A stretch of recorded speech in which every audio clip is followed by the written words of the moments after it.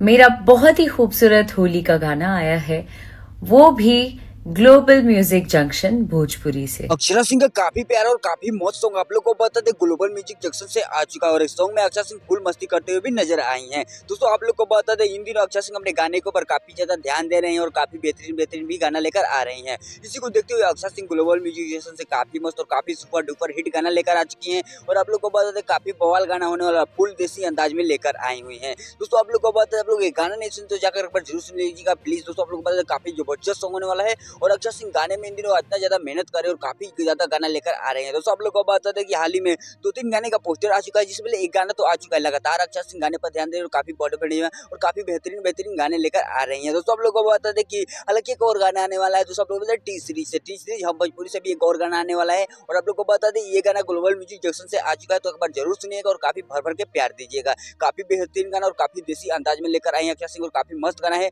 और गाने से रिलेटेड अपडेट पाना चाहते हो तो चैनल को सब्सक्राइब कर लीजिएगा। मिलते किसी नए वीडियो में किसी नए टॉपिक के साथ, तब तक के लिए बाय।